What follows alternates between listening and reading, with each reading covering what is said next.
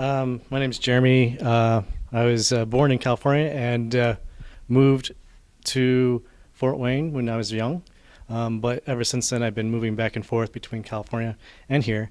I would have to say that I moved probably about 25 times in my life, so I've done a lot of moving.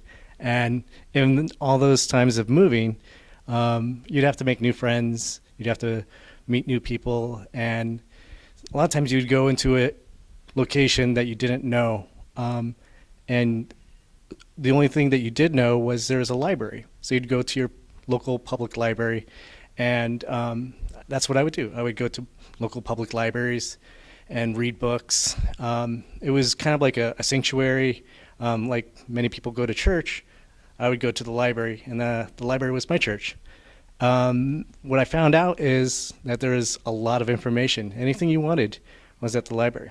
And it didn't matter what color you look like. It didn't matter that you had red hair. You know, I used to get picked on when I was a kid for having red hair, and the kids would make fun of you. So I can just imagine some of my friends that are minorities and how they get picked on. And you try to put yourself in that perspective, and it's hard to, but I feel that they want to not look at the society and feel like they're accepted sometimes, and we need to change that. Where I would go to the library, I would feel accepted there, and we need to do that as a community. I've seen it over time, and what I feel is we need to reach out to everyone in our community and lift them up, because right now they're afraid. They're afraid that they might be deported. They're afraid that they're going to lose some government benefits if they're lower class. There's fear that they're going to have their health care taken away. There's lots of fear out there, and we need to show them that we're there for them, and that's why I got active. Been active for a long time, probably 10 years. But now it's different. Right now, I feel that it's imperative that we are active. If we're not, we're going to lose our services. We're going to lose our rights. We're going to lose our friends and family that we care about, because our community, if we do not rise up and reach out to our community and show our support, the things that they cherish and the things that we cherish will go away. So my feeling is this new Trump administration has been attacking a lot of our rights just in 3 weeks. Just in the 3 weeks' time that he's been in office, he's attacked the Constitution. And luckily, through the means of the court system, we've been able to block a lot of that. But it also takes activism, because when you don't have checks and balances, the last revenue is, the last resort is to depend on activism. And that's what I'm doing now. You know, you said a couple things there that used to always go to libraries. Now, you know, it's so interesting that a lot of times the governments, you know, we create libraries and we name them things. Like the library that where we are right now is called the Pontiac Branch Library. And very few people around here know who Pontiac was. You know, and in this instance, Pontiac was the first one to attack and destroy Fort Wayne 253 or 4 years ago. But you know, a lot of times, you said a few things. All right, in terms of reaching out to people through what we have in common. Fort Wayne has a lot of different ethnic groups, and people are afraid to speak, you know, the non-leaders. I mean, they have a traditional society where the leaders speak. Do you have any thoughts on how we get the regular guy to speak? I mean, people who are having friction individually, How do you get them to speak out? My recommendation is to go to your city council and speak up there. Speak out in your community, speak out in your coalition, your friends, your family. Speak out everywhere you go. You don't have to necessarily be a politician and speak on a pulpit. You don't have to be running for office to be able to have a voice.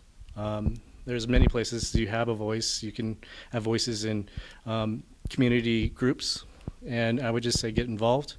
And that's where, if you want to have a voice, there's many places if you are a regular Joe like me. I was just thinking, as you're talking about activism, you have had to have seen that somewhere in your early life. Were your parents, your mom or your dad, an activist?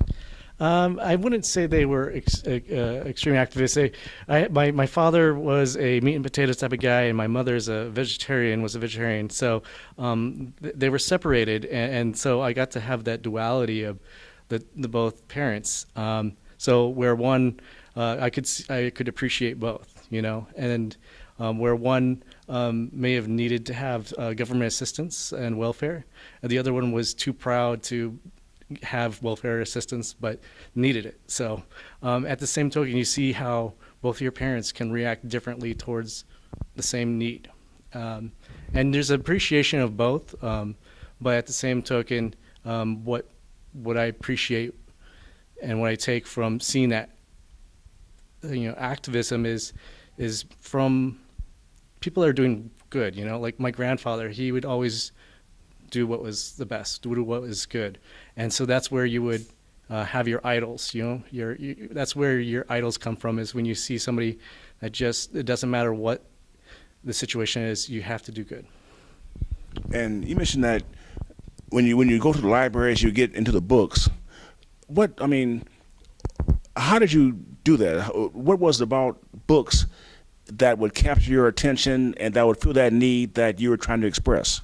Yeah, so the need and desire was just a yearning for the unknown. So when you're young and you're impressionable, you have a lot of questions. And these kids today, they have the same questions I did. They just have a yearning for knowledge, and we just need to be able to turn that switch on. I played video games every day, it's just like the kids today, probably more so.